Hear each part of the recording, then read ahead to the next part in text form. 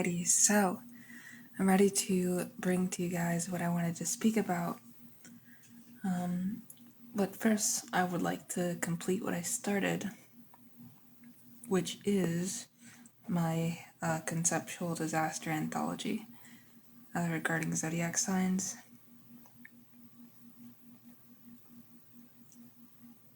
And then we'll talk about the following transits: Pluto in Aquarius, Saturn in Aries, Neptune in Aries, and kind of get a feel for what we're going to see in the next few years.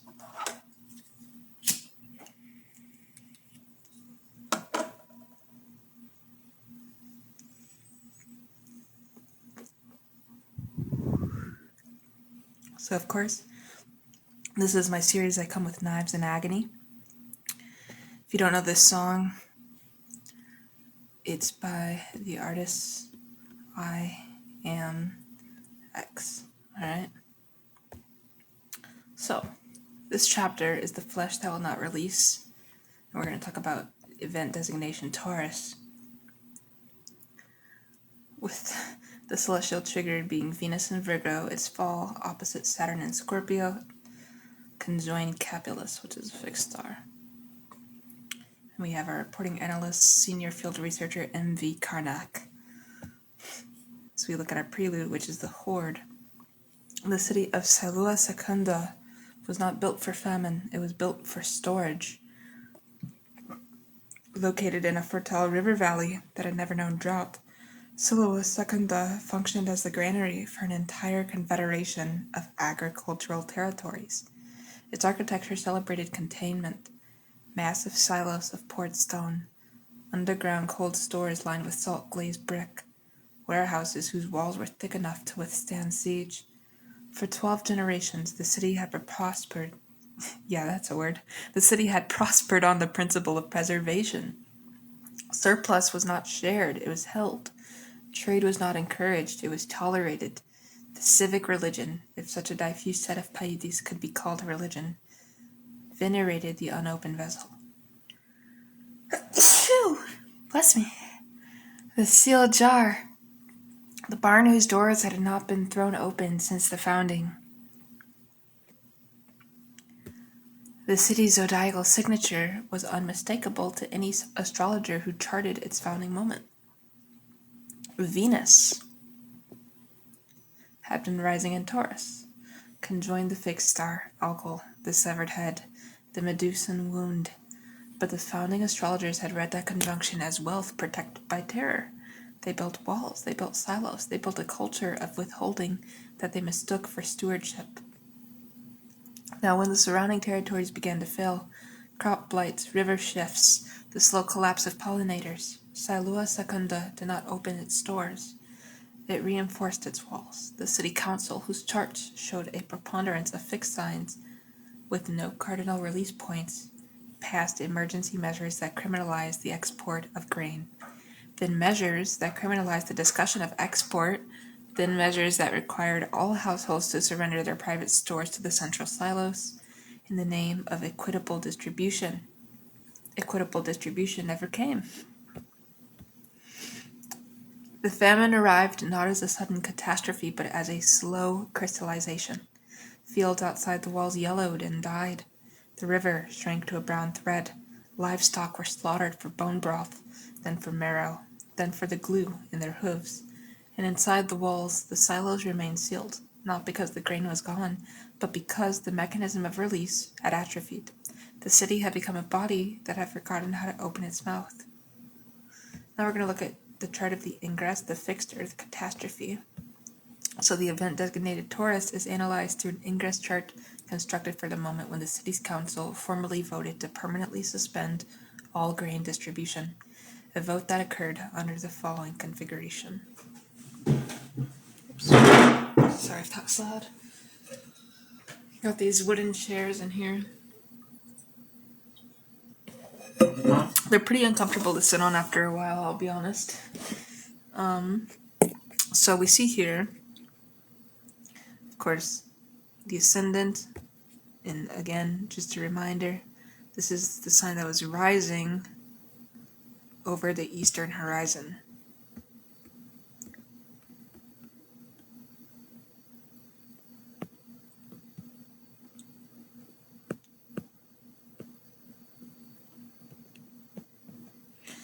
Alright? And it was 14 degrees Taurus, Purana Talonta, the Hyades, weeping sisters, rising with the sun's beams.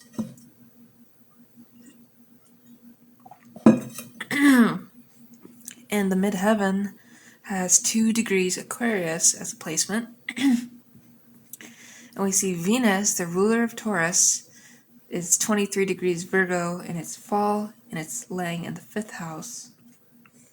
And we have Saturn exalted in Libra, dispositor of Venus via detriment, 25 degrees Scorpio, domicile in the 7th house. Alright? Very important. We look at our aspect, Venus opposite Saturn, and it's applying. It says the separation of 2 degrees specifically. And we see our fixed star, Capulus, 24 degrees Scorpio, conjoined Saturn within 1 degrees. So these, when we see separation and within our seeing our degrees, we talk about orbs. And these are a major part of aspects. Alright?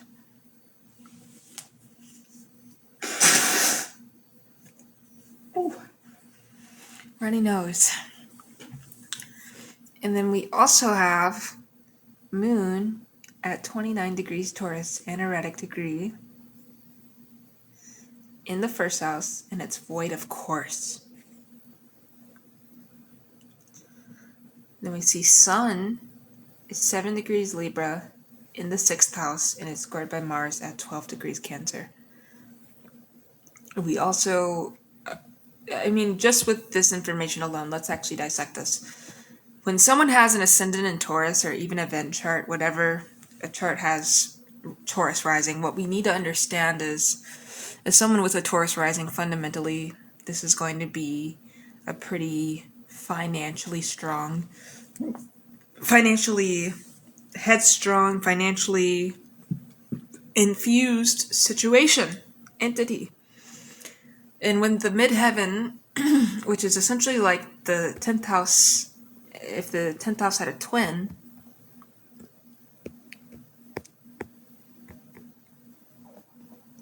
it would be the midheaven or the MC. Alright? And we see it's at 2 degrees Aquarius. Aquarius is fundamentally a sign about collectivism.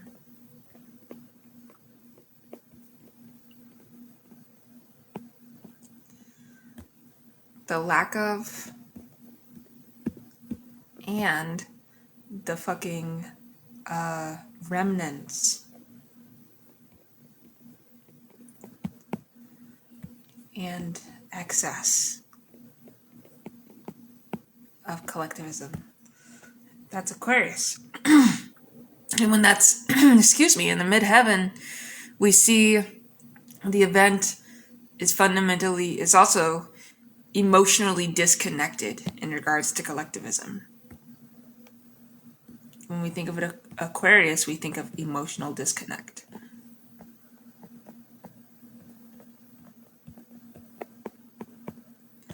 Alright?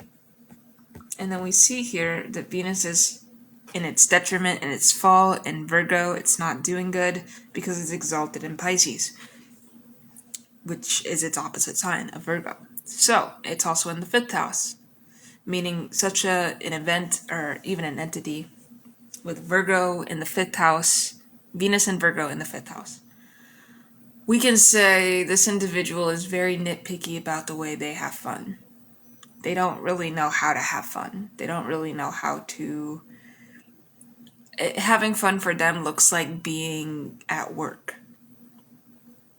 And what happens is, in the 5th house, the individual is probably trying to be creative, but they're so analytical about the way they do it that it potentially comes off as narcissism, so that's how I'd interpret that, because when Venus is in its fall and it's not doing good and it's in Virgo, it just wants to analyze everything. And then in the 5th house, it's analyzing children and playfulness and art and media. So this person could be a critic, a movie critic,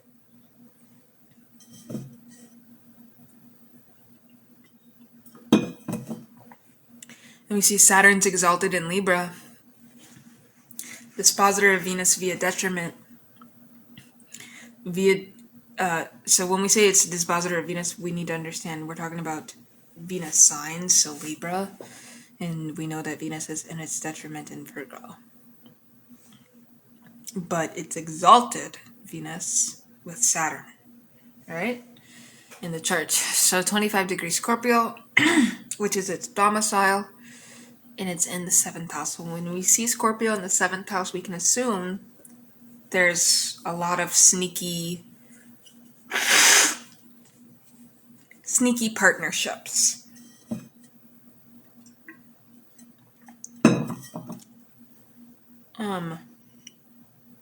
Mysterious partnerships with a lot of secrets.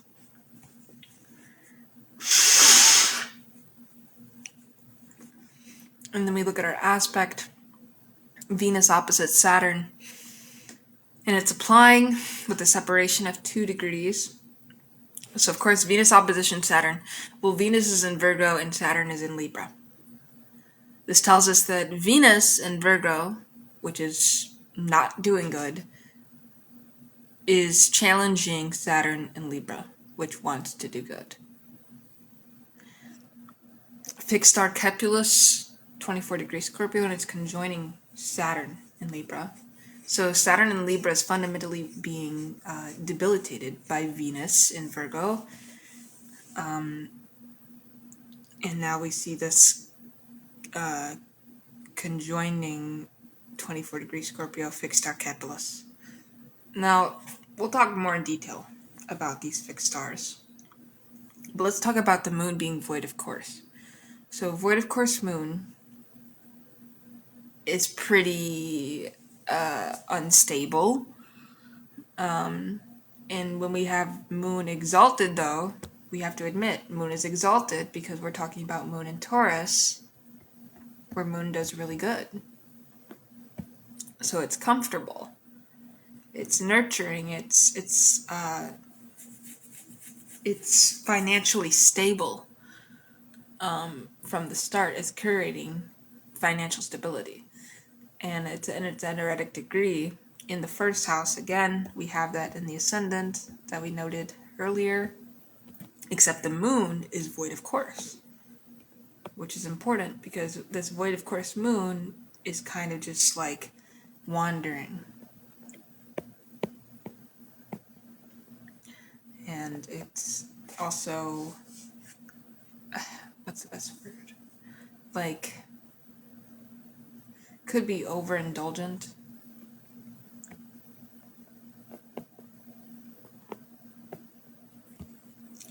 And then we see Sun is 7 degrees Libra, which is its detriment.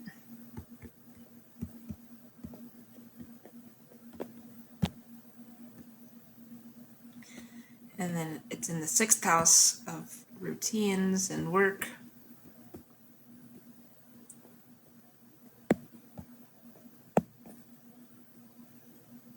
And it's squared by Mars, which is at 12 degrees Cancer, which is debilitated.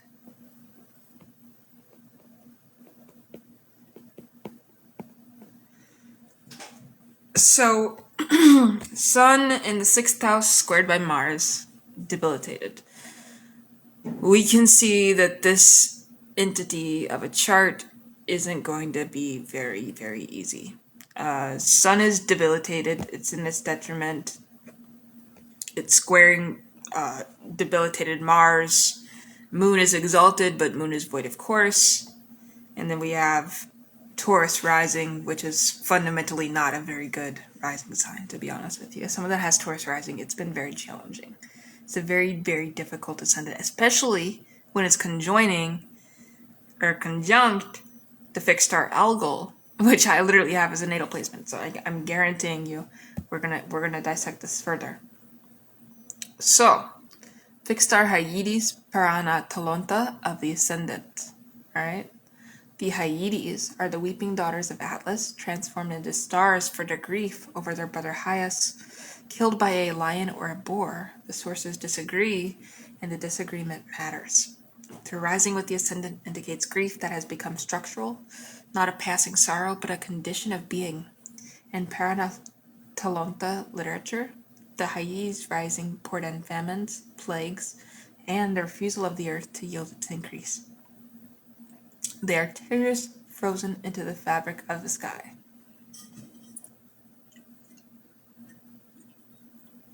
And we see Capulus, the sword arm of Perseus. It's the hilt of the blade that severed Medusa's head. In fixed star lore, Capulus conjoined Saturn indicates violence turned inward. The weapon that cannot be sheathed because the hand that holds it will not release. Medieval astrologers associated Capulus with death by one's own instrument and with hoards that become tombs. Alright, so we keep in mind that we're talking about fixed stars now, and we will make a video about fixed star lore eventually, but now we're going to talk about our planets and our signs. So we see Venus is in Virgo, it's fall, so the planet of value, resource, and somatic pleasure, placed in the sign of purity, critique, and the relentless refinement of the imperfect. Venus in fall does not mean the absence of Venusian qualities, it means their misapplication. The desire for the good becomes the demand for the perfect. The appreciation of beauty becomes the rejection of anything that is not pristine. The love of the body becomes the hatred of its mess. In Silua Secunda, this manifested as a civic aesthetic that valued sealed grain over fed children, because sealed grain was clean, untouched, undiminished, while a fed child required the mess of consumption, waste, and the vulnerability of need.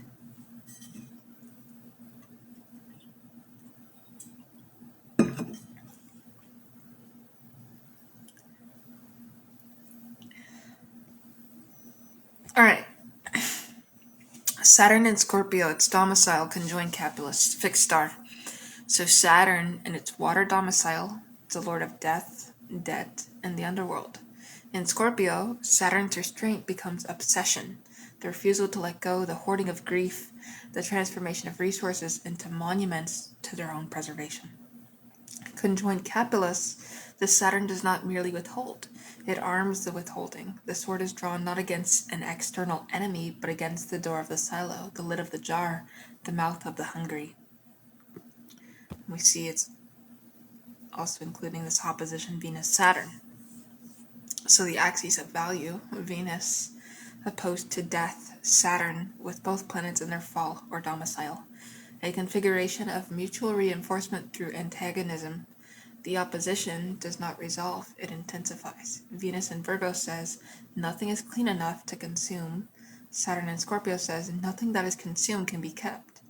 Together, they produce a psychic economy in which the only safe object is the one that remains untouched, and the only untouched object is the dead one. Right, we dissect Moon at 29 degrees Taurus, anaretic, and it's void of course. So the Moon in its exaltation, Taurus, but at the final degree, with no further major aspects before leaving the sign. The anaretic degree is the degree of fate, crises, and the point of no return. A void of course Moon in an anaretic degree indicates a situation that has exhausted its possibilities. There is no further movement possible within the existing structure. The Moon's placement in the first house of the body and the self, the immediate presence, means that this crisis is not external, but somatic. The city's body has reached the end of its capacity to change, can only persist in its current state until that state becomes unsurvivable. Alright. Now we're going to dive into Paranatalonta and the Weeping Sisters in more detail.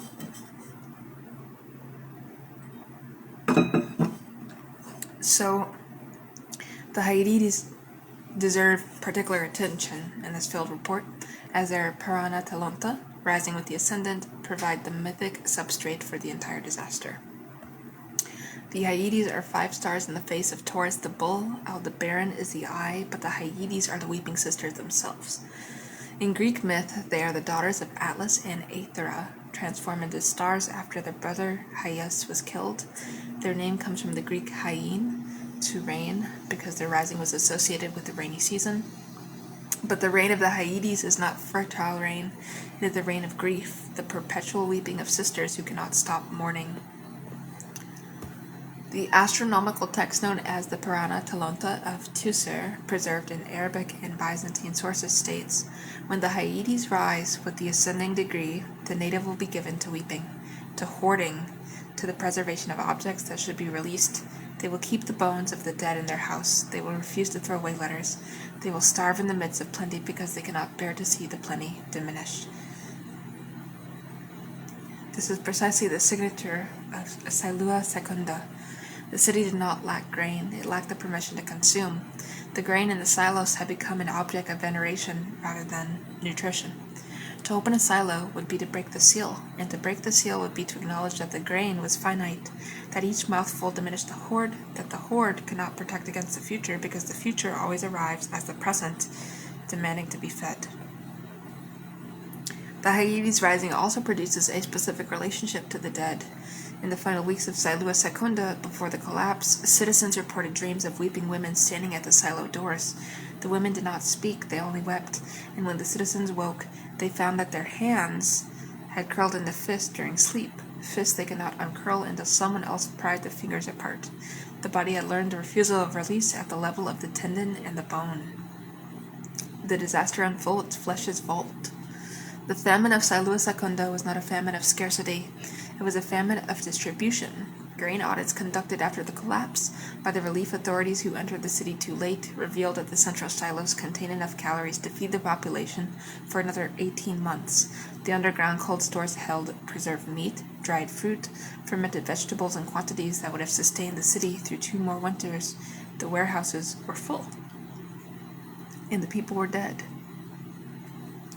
The mechanism of death was not starvation in the conventional sense, not the slow wasting of the body for lack of fuel. It was something stranger, something that the relief physicians called anorexia contracta, a systematic refusal of the body to accept food even when food was offered.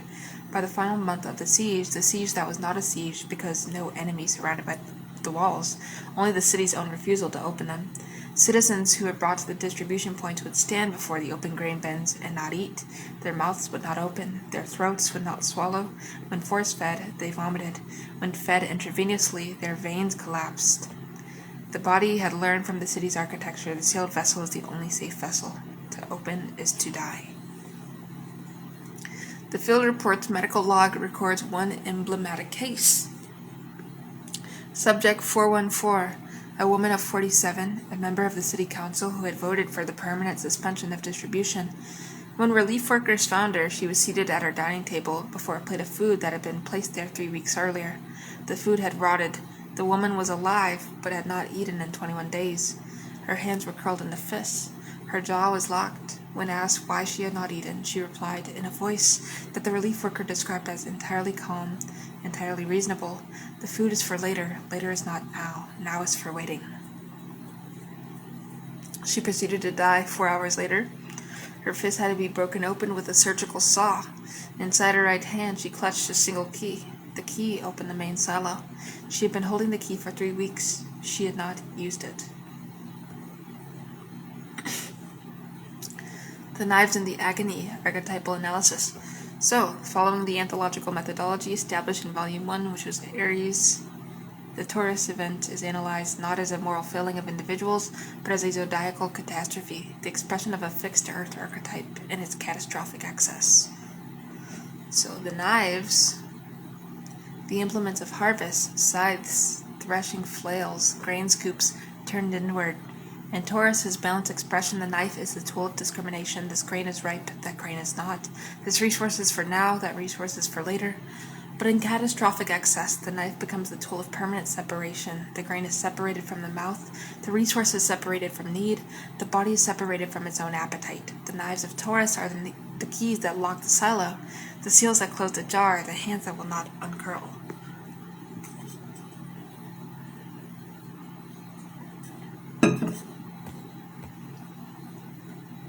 The agony, the suffocation of sensation in a body that has become a vault. Taurus is assigned the 5 senses of embodiment, of the deep animal pleasure of being alive in a body that can touch and taste and smell and hear and see. The agony of Taurus is the agony of the body that has been told to stop feeling, to stop hungering, to stop desiring, to stop reaching for what it needs. It is the agony of the child who learns that wanting is dangerous, that needing is weakness, that the open mouth is a vulnerability. And it is the agony of the adult who has internalized that lesson so completely that the body obeys even when the mind screams, "Eat, eat, you are dying, eat." The Hyades weep over this agony because they recognize it. They too lost something they could not release. They too turned their grief into a permanent state. They too became stars because they could not become anything else. The failed initiation. Every zodiacal disaster is a failed initiation, a moment when the energy of the sign was offered to create a vessel and refused it, choosing instead the sealed container, the locked room, the body that will not open. For Taurus, the initiation that failed in Silua Secunda was the initiation of release. The city was offered, repeatedly, the opportunity to open its silos. The surrounding territories sent delegations begging for grain. The river, even as it shrank, offered one last season of irrigation if the city would share its stored water. The body of each citizen offered, daily, the simple need for food, a need that could have been met, that should have been met, that was designated to be met by the very resources the city hoarded. But Taurus, at its most fixed, does not hear the offer. It hears only the threat. If you open, you will lose. If you release, you will be empty. If you share, you will have less, and less is death. Not because less is insufficient, but because Taurus has mistaken fullness for safety. The full silo is safe. The sealed jar is safe. The unopened vessel is safe. But the open hand, the shared meal, the body that consumes and therefore diminishes, those are terror. The failed initiation of Taurus is the failure to learn that holding is not the same as keeping. You can hold a thing and then release it. You can hold a child and then let them walk. You can hold a resource and then spend it. The hand that only grips is not a hand. It is a claw. The body that only stores is not a body, it is a vault. And the vault, in the end, is just a tomb. So we're going to talk about our astrological aftermath.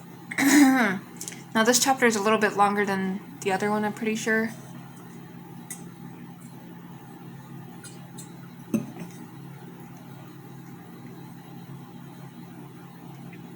So in the year following the collapse of Silua Secunda, astrologers from the Institute tracked the sky for a corrective ingress, a chart that would show the zodiacal energy rebalancing, the fixed earth finding its release.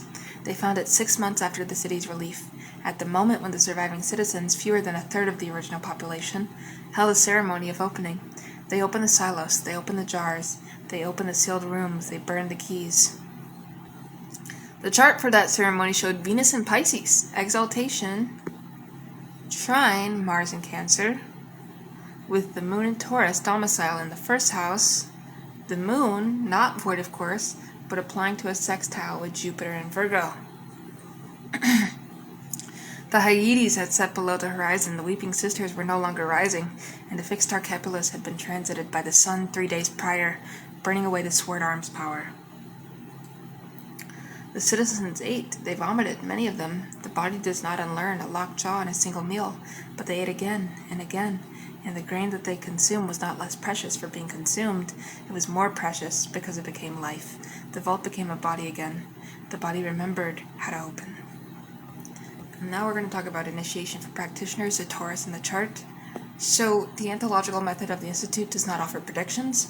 It offers mirrors. Every practitioner who reads this field report is invited to locate the Taurus in their own chart.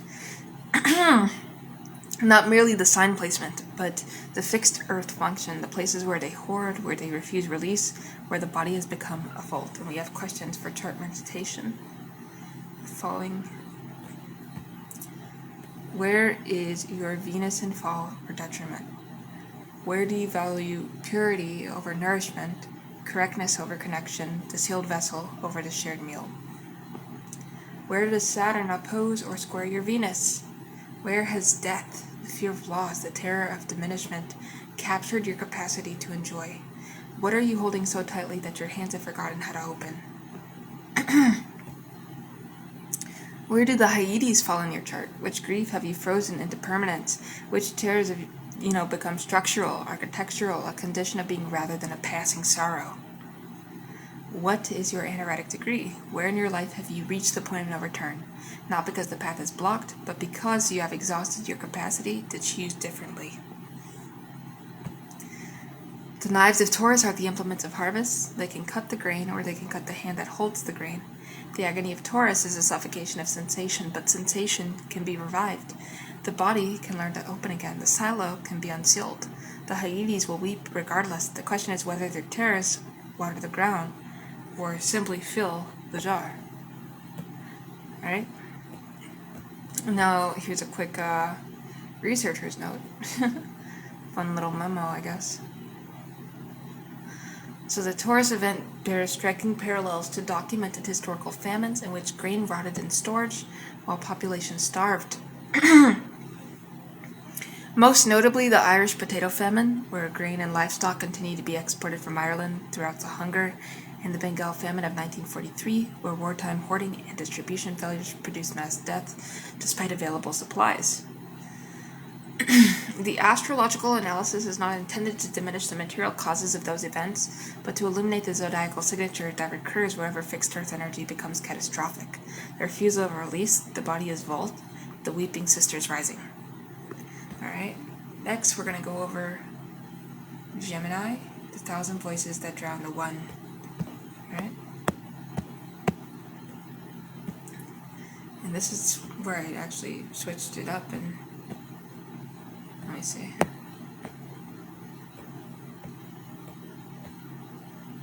Alright, yeah. So, for each volume, there is the event designation, of course, and that's our zodiacal sign. And we see the 1,000 voices that drown the one. We also have our date of incident log. So it's our celestial trigger. And we see Mercury was retrograde at 29 degrees Gemini, so already we know that. Anoretic. Mercury retrograde in its home sign, and it's squaring Mars in Virgo.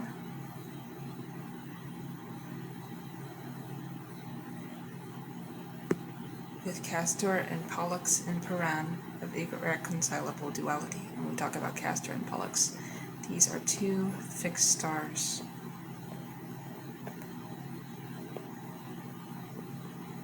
Alright, sorry if my handwriting's bad, everybody, but I'm sure you guys can understand me, or at least try to. Alright. So,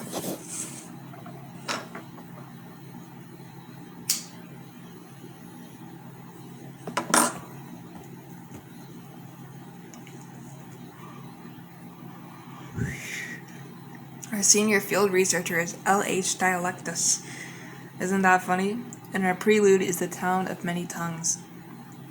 The community of Verba Fracta was not a single settlement, but a constellation of hamlets scattered across a narrow sound, connected by a network of ferries, signal towers, and a shared dialect that linguists had classified as a distinct language isolate.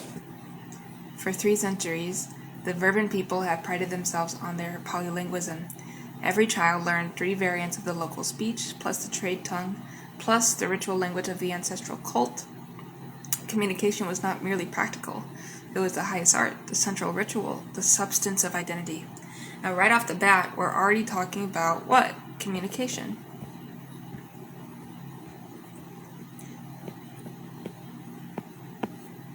Which is the fundamentals. Like when we talk about Gemini, we're talking about communication. Alright, so the disaster designated Gemini began not with silence but with too much speech. A solar flare, or so the official report later claimed, disrupted the signal towers that relayed messages between the hamlets. The ferries continued to run, but the fog that season was unrelenting. For 6 days, no boat crossed the Sound. For 6 days, the only communication between the eastern and western shores was through the signal towers, which were now transmitting fragmented, repeated, or entirely invented messages. What happened next was not a failure of technology, it was a failure of trust. And by the 7th day, the eastern shore believed that the western shore had declared war. The western shore believed that the eastern shore had been taken by plague. The southern islets believed both stories and added a third, that the northern lighthouse had been seized by pirates who were broadcasting false messages to sow discord. Every transmission spawned its opposite. Every witness became a liar, not because anyone intended deception, but because the form of communication had collapsed into its own multiplicity. Gemini, the sign of the twins, had become Gemini, the sign of the thousand, each voice claiming to be the only true voice, each narrative demanding loyalty, each sentence spawning a rebuttal.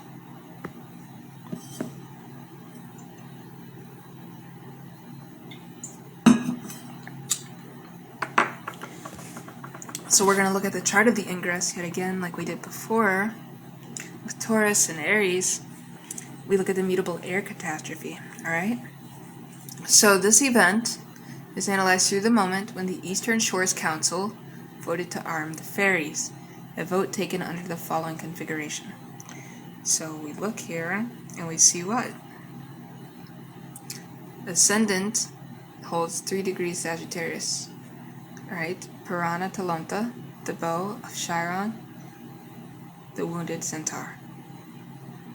Chiron. Even though I'm wondering, is it Chiron? Because it's an H there, so I don't know. English is so weird. Anyways, so midheaven, 7 degrees Virgo.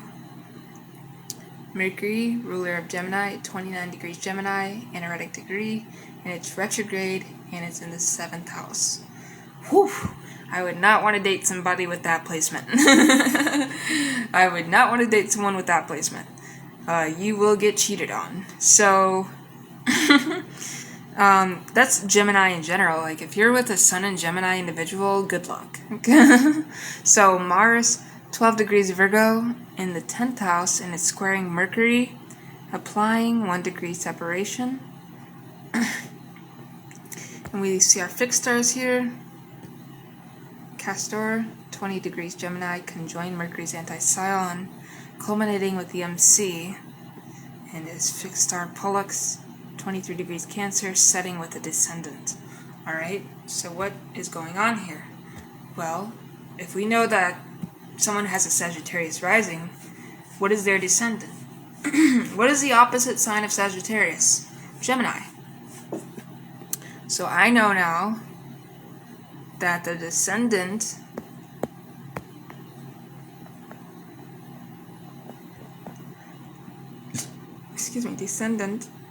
is going to be in Gemini, because these are opposite zodiac signs, alright? And they're working together for this axis, kind of like Rahu and Ketu, but different, because these are points. But anyways, so we know that the descendant is Gemini now, right? And there's very mercurial placements in this event, like a lot of Gemini in the chart we're looking at, alright? So that's what we're really focused on.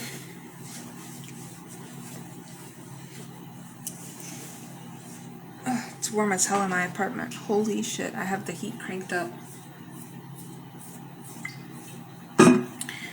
Bear with me, I'm gonna go and open my window. It's actually getting toasty.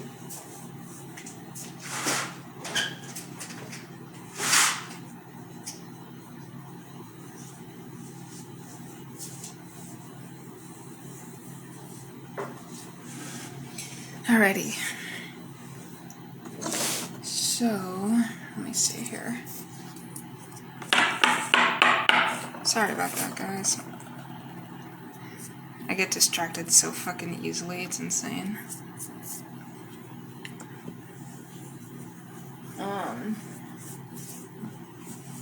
Right.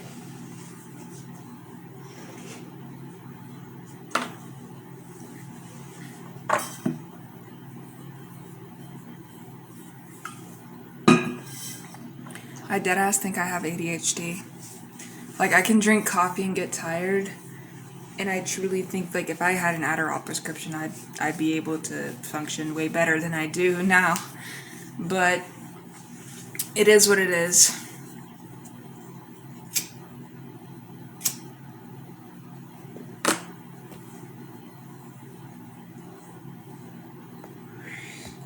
So we're gonna actually go through what we just talked about in more detail.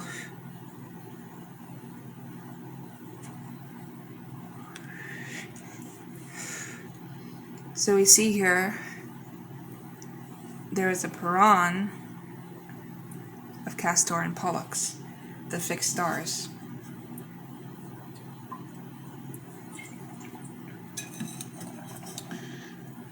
So the mortal twin, Castor, culminates while the immortal twin Pollux sets, a configuration described in the Purana Talonta of Hermes as the house divided against itself, where the brother who dies and the brother who lives cannot agree on which story is true. Sounds like me and my sister, who's 35 years old and I'm 21. Anyways, Mercury retrograde at 29 degrees Gemini. Mercury in its domicile and sign of rulership, but retrograde in at the anaretic degree. This is the signature of total internal recursion, the planet of communication turned back upon itself. At the threshold of change, 29 degrees being the point of crises before the shift into Cancer. Every message refers to a previous message. Every statement contains its own negation. The anaretic retrograde Mercury cannot produce novelty, can only repeat and mutate like a copy of a copy of a copy. Mars in Virgo, square Mercury. Mars in the sign of Mercury's exaltation, Virgo, squaring Mercury itself. This is the weaponization of precision. Mars in Virgo wants to cut, to separate the true from the false, the clean from the contaminated, the signal from the noise, but the square means that the weapon cannot find its target. Every attempt to establish a single true narrative generates a counter-narrative that is equally precise, equally cutting, equally convinced of its own correctness. Castor and Pollux Paran. The twins are inseparable in myth, but opposite in fate. Castor mortal, Pollux immortal. When one culminates, reaches its highest point, while the other sets, descends below the horizon, the chart indicates a situation in which two versions of reality cannot be reconciled because they operate on different metaphysical planes. One narrative is grounded in mortal empirical fact, Castor. The other is grounded in immortal archetypal meaning, Pollux. Neither can defeat the other because they are not playing the same game. The result is not resolution, but infinite regress. Each side appeals to a different standard of truth, and the appeals never meet. Alright, Purana Talonta in the bow of Chiron. Descendant in Sagittarius with the Purana Talonta of Chiron's bow adds a crucial layer. The wound that cannot be spoken because the speaking itself is wounded. Chiron, the centaur, was a teacher of heroes and the bearer of an incurable wound from a poisoned arrow. His bow is the instrument of that wound, the weapon that shot the arrow that cannot be removed. In Verba Facta, the bow manifested as the signal towers themselves. The towers were supposed to be instruments of connection, the bow drawn to send a message, but the same mechanism that sent messages also inflicted them. Each transmission arrived as a demand, a claim, a narrative that required a response. The citizens could not ignore the towers because the towers were their only link to the other shores. But they could not trust the towers because the towers had already lied. The bow was drawn, the arrow was in the air, and no one remembered who had shot it. The dissolution of the shared world. The collapse of Verba Facta was not marked by violence, or not primarily by violence. There were skirmishes, yes. A ferry burned, a signal tower toppled, a fisherman shot by a shore guard who mistook him for a pirate. But the true disaster was epistemological. By the 14th day, the Eastern Shore had produced a document called a true account. I'm just fucking around. A 200-page narrative of the crises that identified specific individuals as traitors, specific transmissions as forgeries, and specific historical grievances as the root cause. So the Western Shore produced a corrective chronicle, which agreed on none of the facts, named different traitors, and claimed that the true account was itself a forgery produced by the pirates on the southern islet. The southern islet, which had no printing press and no signal tower of its own, produced nothing, but its silence was interpreted by both shores as evidence of complicity. The field report psychological log records a conversation between two former friends, one from the eastern shore and one from the western. who met on a skiff in the middle of the Sound during a brief ceasefire. Eastern speaker will be called ES. And our Western speaker, WS. Easy enough, right? So our Eastern speaker says, you know what happened. You were there. And our WS says, I was there, and what I saw was not what you saw. ES says, then you are lying. WS says, then you are calling me a liar, which makes you the enemy. I am not the enemy. The enemy is the one who changes the story. ES says. WS says, the story is all we have. If you change the story, you change the world. And you have changed the world, so you are the enemy. Now, they did not fire on each other. They returned to their respective shores and reported that the other side had admitted to forgery. The story had changed again. The agony of Gemini is the agony of the voice that has become unrecognizable to itself. In the final days of Verba Fracta, citizens reported that their own thoughts seemed to come from somewhere else, that they could hear themselves speaking and think, that is not what I meant, but it is what I said, and now it is true. The twin had split, the mortal twin, the empirical fact, had died. The immortal twin, the narrative, had become a ghost that could not be laid to rest. Let's talk about the knives and the agony of Gemini. The knives, words sharpened to sever trust. The signal towers, the printed documents, the sworn testimonies, all the instruments of communication turn into weapons of division. Gemini's balanced expression uses words to bridge. Gemini, in catastrophic excess, uses words to cut. The knife is the sentence that ends a friendship, the testimony that condemns a neighbor, the factoid that becomes a bullet. The agony, the realization that one's own voice has become unrecognizable. This is the agony of the schizophrenic, the torture victim, the political dissident who has been forced to confess to crimes they did not commit, but also the agony of anyone who has ever been gaslit, manipulated, or simply shouted down in an argument that spiraled into mutual incomprehension. The voice is supposed to be the instrument of selfhood. When the voice becomes a stranger, the self dissolves. The Castor Pollux Peron ensures that this dissolution is infinite.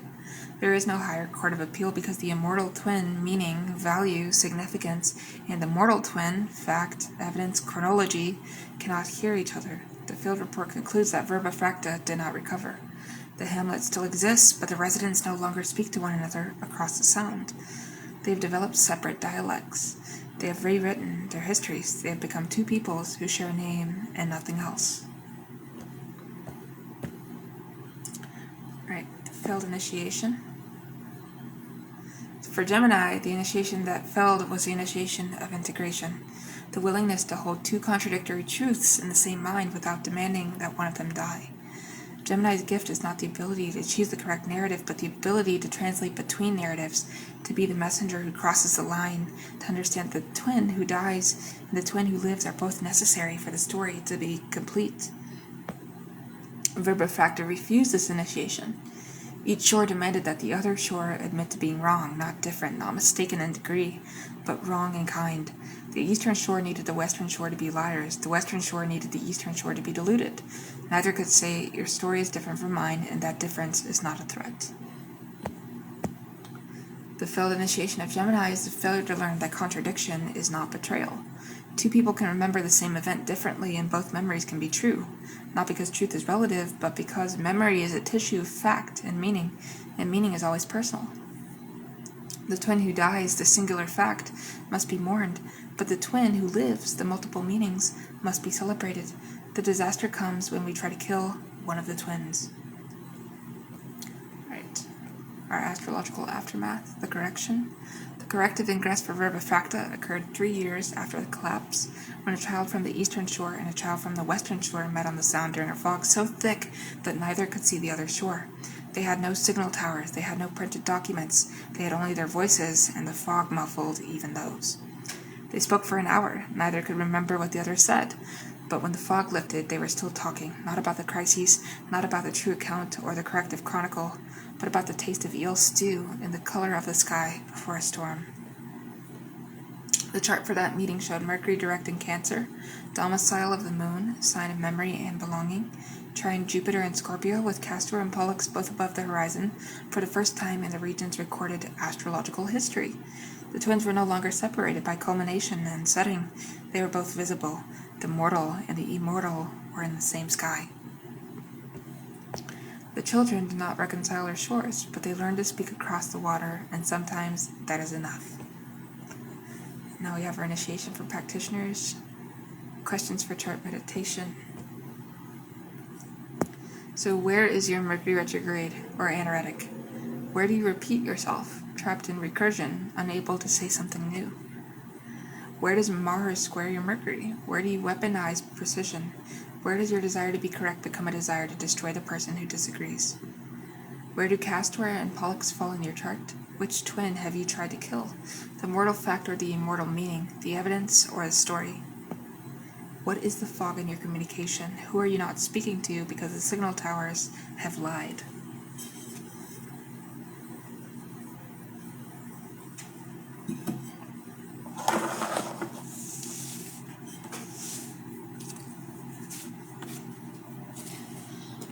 Alrighty.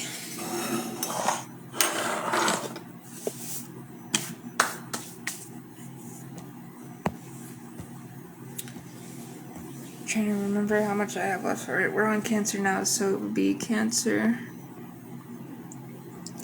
Leo, Virgo, Libra. Wait a minute. Yeah, Scorpio, Sag, Cap, Aquarius, Pisces. Alright, so 2, 3, 4, 5, 6, 7, about 9 left. Then I would get into Pluto and Cancer. But I'll probably save that for a different video now.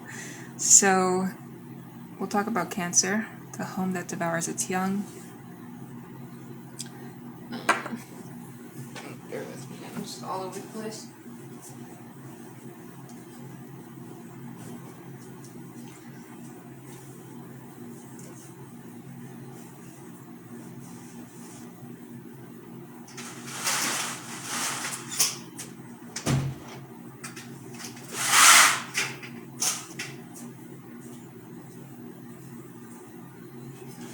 Alrighty.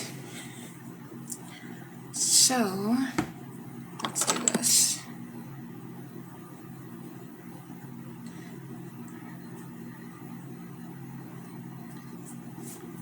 Yeah, I wanted to make a longer video for you guys anyway, so I'm tired of like making just 10-minute long videos and just knowing it's not enough. So hopefully you guys don't mind this video being longer.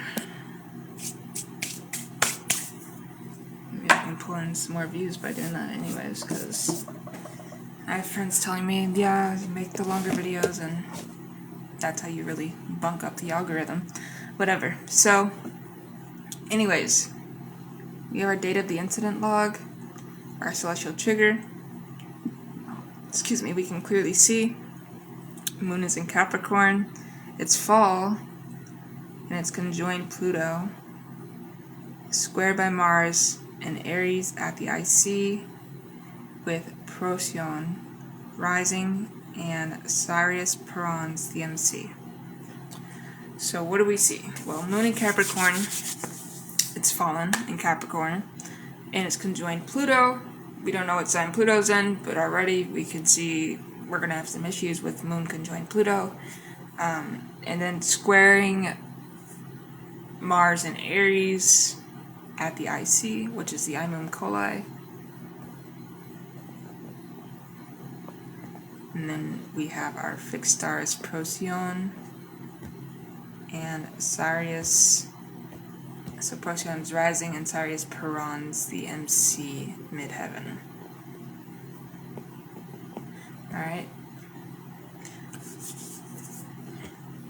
So we're going to read our prelude here to help us understand the story, and then we're going to get into our chart ingress.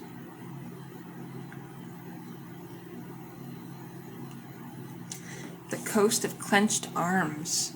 The settlement of Mary's Cove was a fishing town built into a crescent-shaped bay, protected from the open ocean by a reef that the local matriarchs called the Mother's Teeth. For generations, the town had been governed not by councils or elected officials, but by a single maternal line, the first mother, her daughters, and her daughters' daughters. The first mother's house was the largest in the town, built of driftwood and whalebone, with a central hearth that had not been allowed to go cold in 300 years. The disaster designated Cancer began with love. The first mother of the time, a woman named Illyra, had lost her youngest daughter to a drowning accident, a child who had wandered beyond the reef despite explicit warnings.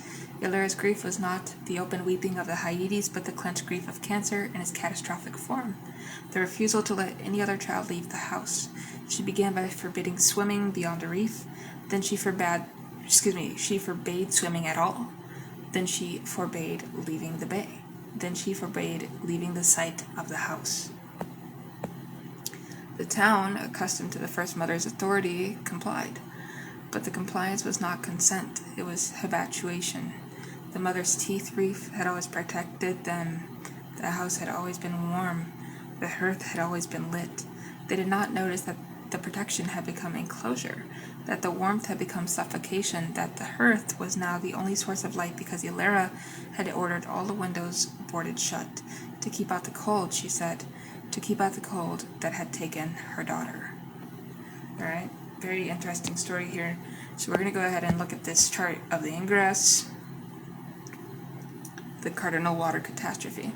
And the event is analyzed through the moment when Illyra ordered the boarding of the windows, a decree issued under the following configuration. Alright, so Ascendant has 12 degrees Cancer, Purana Talonta, Procyon, the little dog, associated with mourning, and the herald of death. Alright. I see Amun Kolai, the foundation, 28 degrees Aries. Very close to the Anaretic, but not quite there. So, this is important, but we're going to keep on going. Midheaven, 28 degrees Libra. Moon, ruler of Cancer, 14 degrees Capricorn, fall in the 7th house, conjoined Pluto at 16 degrees Capricorn. So, looks like this is going to be a pretty restrictive individual. Domineering.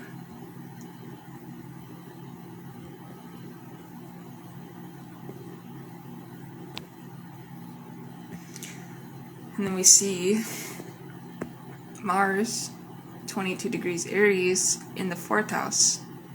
So again, we're seeing this domination in the house. In fact, I think it reminds me of my father almost, like he might have this placement, Mars and Aries in the 4th house, where some individuals have kids just to be overly, quote-unquote, protective to the point of it's narcissistic abuse. So I see squaring the moon, it's applying 2 degrees separation. Alright. And fixed star Procyon, 25 degrees Cancer, rising with the ascendant, as well as fixed star Sirius, 14 degrees Cancer, Peron, the MC. Alright. So now that we have our chart data here, we can dissect our details.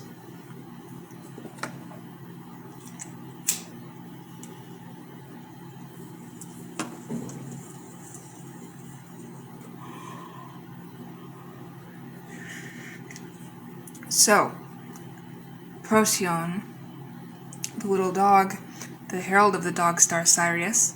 In Mesopotamian and later Greek traditions, Procyon is the star of mourning that precedes death, the weeping that comes before the loss, the anticipation of grief that becomes a self-fulfilling prophecy. Procyon rising with the ascendant indicates a situation in which the fear of loss causes the loss. The mother, who boards the windows to protect her children, ensures that the children will never leave and therefore will never live. Alright, so we get that overprotection. Overtly protective.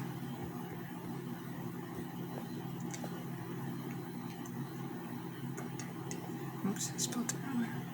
There we go. And we can say air quotes on this because is it really protective or is it narcissistic abuse? Because it all has to do with the ego at the end of the day. But yeah. Alright. Sirius Perons the MC. So Sirius, the Scorcher, the dog star whose rising was associated with fever, madness, and the dog days of summer.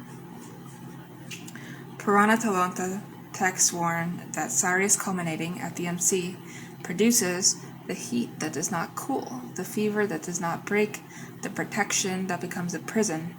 When Sirius Perons the MC in a Cancer chart, the home becomes a kiln. The warmth that should nurture becomes the heat that desiccates. Alright? See moons in Capricorn, it's fall. It's conjoined Pluto, which is also in Capricorn.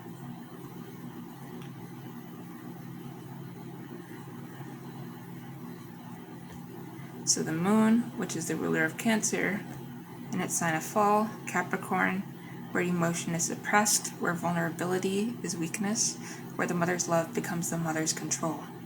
Conjoined Pluto, this moon does not simply suppress feeling, it transforms feeling into power. Illyra's grief did not soften her, it hardened her. She became not a mother, but a fortress. We see Mars in Aries at the IC. It's squaring the moon. Mars on its domicile, Aries at the IC, the foundation, the home, the roots. This is the warrior in the basement, the soldier in the nursery. The square to the moon means that the instinct to protect, moon, and the instinct to fight, Mars, are in perpetual conflict, each exacerbating the other. The more Illyra feared for her children, the more she fortified the house. The more she fortified the house, the more her children feared her, and fear, in a Cancer chart, is the seed of the devouring, i.e. the chapter of this memo. The disaster unfolds, the hearth that consumes. By the 6th month of Illyra's rule, the town of Maryskov had become a single household. The first mother's house had been expanded to accommodate all 200 residents, though accommodate is a generous term. They were packed into the whalebone halls like salted fish, sleeping in shifts, eating from a single pot that Illyra herself stirred. No one left. No one entered. The ferry to the mainland had been scuttled. The fishing boats had been pulled onto the beach and their hulls pierced. The children, the young, the adolescents, the young adults who had once dreamed of crossing the reef began to change. They stopped speaking. They stopped eating except when Illyra fed them directly, spoon by spoon, as if they were infants. They developed a collective tic. They would reach for the door, then pull their hands back as if burned. The house had become a body, and the body had learned that the threshold was electrified. The field report's medical log records a single emblematic case, subject 87, a boy of 14, the grandson of Illyra's second daughter. He was found standing at the boarded window of the eastern hall, his forehead pressed against the wood. He had been sitting there for 3 days. He was not trying to leave. He was trying to see the bay, the reef, the ocean that he had never been allowed to swim in. His eyes had adjusted to the darkness of the house so completely that he could no longer tolerate sunlight. When relief workers who arrived after the collapse, entering through a hole they had to cut in the whalebone wall, carried him outside, he screamed. The light was agony. The open sky was agony. The world beyond the house was an enemy he had been taught to fear since birth. Right. Illyra was found at the hearth. She had not eaten in weeks, not because there was no food, but because she had been feeding her children first, spoon by spoon, until her own body had consumed itself. She died holding the ladle. The hearth was still warm. It would not go cold for 3 more days, because the whalebone walls held the heat like a kiln, and the boarded windows would not let it out.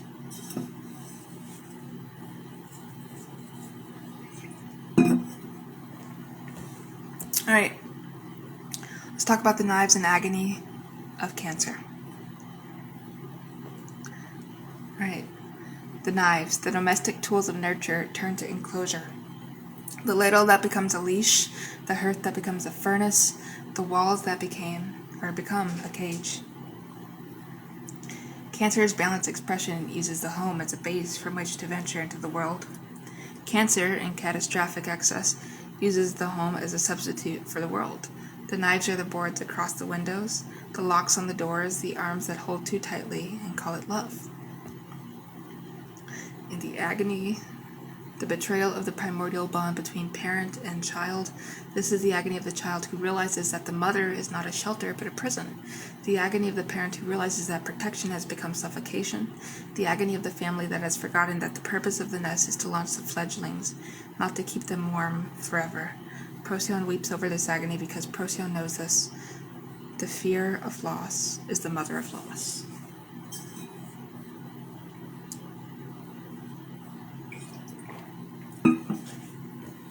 Alright, let's talk about the failed initiation. Well, for Cancer, the initiation that failed was the initiation of release. The willingness to let the child leave the nest, to let the home be a place of departure as well as return, to understand that the mother's love must eventually become the mother's absence. Cancer's gift is the ability to create a safe container for vulnerability, but the container must have a door. The door must open, and the one who opens it must be the same one who built it. Illyria could not open the door because opening the door meant admitting that her daughter's death was not preventable, that the ocean was not an enemy but an indifferent element, that the reef was not a mother's teeth but a natural formation, that the world does not owe us safety in exchange for love. The failed initiation of Cancer is a failure to learn that holding is not the same as keeping, a lesson shared with Taurus but with different stakes. Taurus hoards objects, Cancer hoards people. So we look at our astrological aftermath. The correction. The corrective ingress for Mary's Cove occurred 1 year after the collapse, when the surviving children, now young adults, scattered across the mainland, returned to the bay for a ceremony of unboarding. They tore the whalebone walls down to the foundation. They let the earth go cold. They swam out to the reef, the same reef that Illyria had forbidden them to approach, and they floated on their backs in the salt water, looking up at a sky that had no roof. The chart for that ceremony showed the moon in Cancer, its domicile, right? Trine Neptune in Pisces, with Procyon setting and Sirius below the horizon. The little dog had stopped weeping. The scorcher had ceased to burn. The home was no longer a house. It was the bay, the reef, the ocean, the sky, all the things that cannot be boarded shut. Alright, there weren't any questions for Cancer there. Sorry about that, guys. But moving on to Leo, the Throne of Ashes. And we're going to see our celestial trigger here.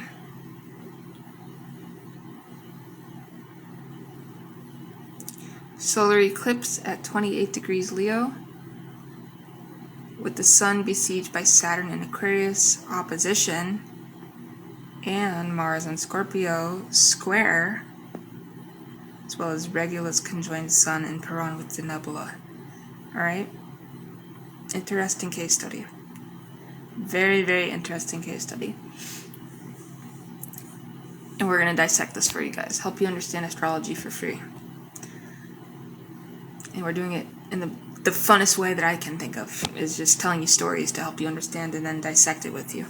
So, Leo, we're going to start with the prelude, the King of Mirrors, give our foreground for the story chapter here. The kingdom of Specularis was not large, but it was bright. Its capital city was built entirely of polished white stone, with reflecting pools at every intersection, so that the sun, which shone nearly every day, was multiplied into 1,000 sources of light. The king, a man named Aurelian, who had taken the throne at 16, understood his role as spectacle. He was not a ruler in the sense of making policy or waging war. He was an image, a face on coins, a voice on the royal announcer, a figure who appeared at windows to wave at crowds that had been gathered for that purpose. The disaster designated Leo began when the spectacle stopped working. Aurelian had grown old. His hair had thinned, his back had curved. The reflecting pools, which had once multiplied his beauty, now multiplied his wrinkles. The crowds, which had once cheered, now stood in polite silence. The kingdom's treasury, which had been funded by trade and tribute, was running dry. Not because the resources were gone, but because the king had spent them on festivals, parades, and the constant repolishing of the white stone. There was no invasion, there was no rebellion. There was only the slow, terrible realization that a kingdom built on display cannot survive the display's failure. Aurelian's response was not to change. It was to double. He demanded larger festivals. He ordered the reflecting pools to be lined with gold leaf. He declared that anyone who did not cheer would be arrested for treason. The arrests began.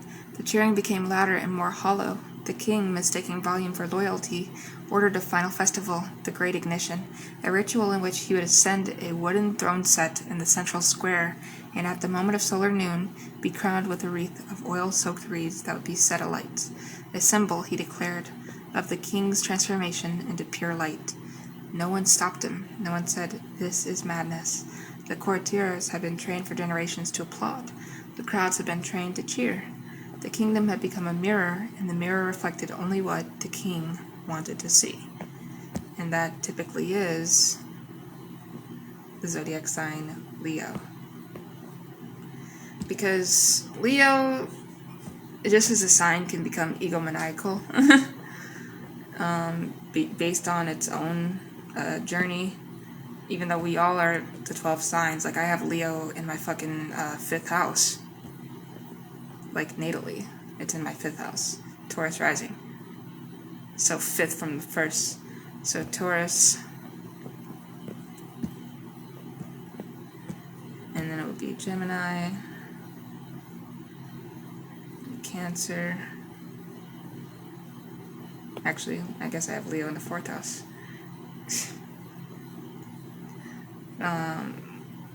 But yeah, I have Virgo 5th house. Anyways, whatever. Chart of the ingress. So the fixed fire catastrophe. Let's see here. Well, the event is analyzed through the moment of the solar eclipse that preceded the Great Ignition by 3 days, an eclipse that the court astrologers had either failed to notice or failed to report. So we see on screen the ascendant 5 degrees Scorpio. Alright. With the midheaven already having 2 degrees Leo in a placement. Sun 28 degrees Leo eclipse in the 10th house, MC in its domicile, as well as Saturn at 25 degrees Aquarius, domicile in the 4th house, opposite the Sun, applying 3 degrees separation.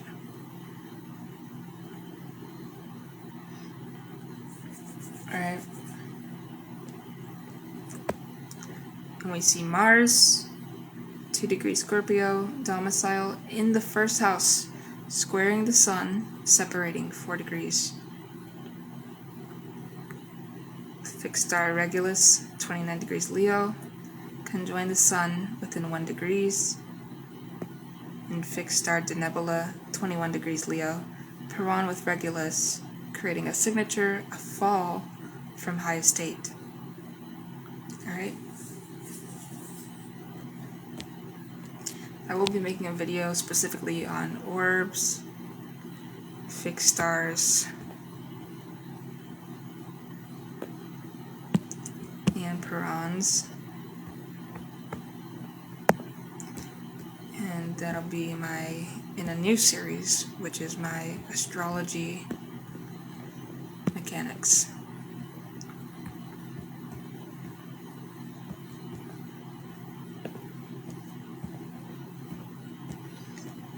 Probably be advanced. Most of my channel say advanced astrology. So yeah. Anyways, that is also coming soon, so expect that. But let's dissect this in more detail, what we just went over.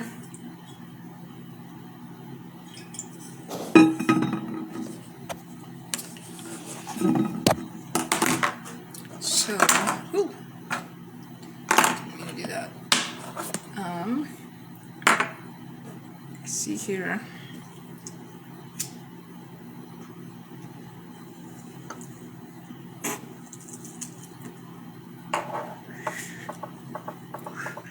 So Regulus, the heart of the lion, one of the 4 royal stars associated with kingship, courage, and the unassailable serenity of the fixed fire. In the Picatrix, Regulus is said to grant dominion over all things, but warns that the dominion is only as lasting as the king's virtue. When Regulus is conjoined in an eclipsed sun, the kingship is visible but hollow. The light is there, but the source is obscured. Right? So, we're going to talk more about eclipses throughout history. So we're going to do like historical dissections.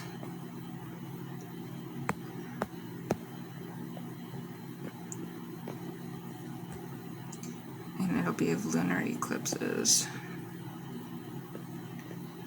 And also like planetary retrogradity, which I'm pretty sure I do have a video where I was talking about. I can't remember. I have so many videos now. Alright. So, also the nebula, which is another fixed star. It's the tail of the lion, though, and it's associated with shame, humiliation, and the fall from the highest station. In Puran with Regulus, the nebula indicates that the very qualities that elevated the king, courage, display, charisma, will become the instruments of his degradation. The tail is the opposite of the heart. The lion that turns to show its tail is the lion that flees. Alright, so Leo's, and it depends on what the deacon is as well. There can be shy Leos. Leos out there that say they feel really shy even though they want to have a lot of friends. We don't know what their rising is or what their moon is or what deacon of Leo they have or anything like that. So that's why everybody's different. So Sun besieged. Sun in Leo, at the height of its power, is opposed by Saturn, the lord of limits, time, and the grave, and it's squared by Mars, the lord of violence, war, and the wound. So a besieged sun cannot radiate. It can only defend, but the sun does not know how to defend. It only knows how to shine. So when the sun is forced to defend itself, it burns whatever is nearest. In Specularies, the nearest things were the courtiers, the crowds, the reflecting pools, the kingdom itself. Alright? Eclipse at 28 degrees, Leo. Solar eclipses mark the moment when the moon passes between the earth and the sun, blocking the light. In Leo, this is the darkening of the sovereign, the temporary death of the king, the eclipse of the ego, the moment when the sun must learn that it is not the only source of light. But Aurelian did not learn. He mistook the eclipse for an enemy, something to be fought, denied or replaced with a greater fire, hence the great ignition. Right, this is when the disaster unfolds, the throne of ashes. The great ignition proceeded as planned. The wooden throne, 30 feet high, was erected in the central square. The reflecting pools had been drained and filled with oil so that the flames would reflect infinitely. The wreath of reeds was placed on Aurelian's head. At solar noon, 3 days after the eclipse, with the sun at 1 degree Virgo, the sign of the critic, the one who sees the flaw, the torch was applied. The king did not transform into pure light, he burned. The reeds caught first, then his hair, then his ceremonial robes, which had been soaked in the same oil that filled the pools. He screamed. The crowd, trained to cheer, cheered, because they had been told that the scream was part of the performance. By the time they realized it was not, the throne was a column of fire, and the king was a figure of ash that crumbled as it rose. The reflecting pools caught fire, and the white stone blackened. The kingdom of Specularies did not survive the day, not because the fire destroyed it, the fire was contained to the square, but because the illusion was destroyed. The crowd, seeing their king burn, saw also that they had been cheering for a corpse for years. The spectacle had been hollow all along. The mirrors had been showing them nothing. Alright? Let's talk about the knives and the agony of Leo as a zodiacal sign.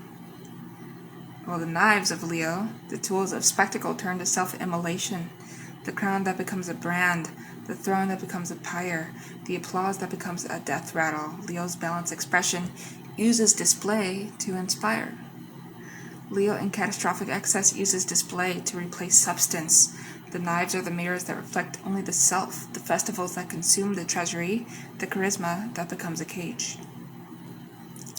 and the agony, the discovery that the self was never the source of the light. This is the agony of the narcissist who realizes that admiration is not love, that attention is not connection, that the throne was built on a foundation of fear and flattery. It is the agony of the parent who realizes that the child's applause was coerced, the agony of the leader who realizes that the followers were never followers, they were prisoners. The Regulus de Nebula Peron ensures that the fall is not from a height to a depth, but from a height to nothing. There is no ground to land on. The king who burns does not become a martyr, he becomes a cautionary tale. The ashes do not fertilize, they choke. The failed initiation. For Leo, the initiation that failed was the initiation of humility, the willingness to step down from the throne, to let someone else shine, to understand that the sun is not the only star. Leo's gift is the ability to give warmth and light to others, but the gift requires a source that is not the self. The sun does not create its own fire. It is a furnace of nuclear fusion, a process that depends on forces far greater than itself. The king who forgets this becomes a bonfire, bright for a moment, then ash. Aurelian cannot step down because stepping down would have meant admitting that he was not the center of the universe. The failed initiation of Leo is a failure to learn that the center is not a person.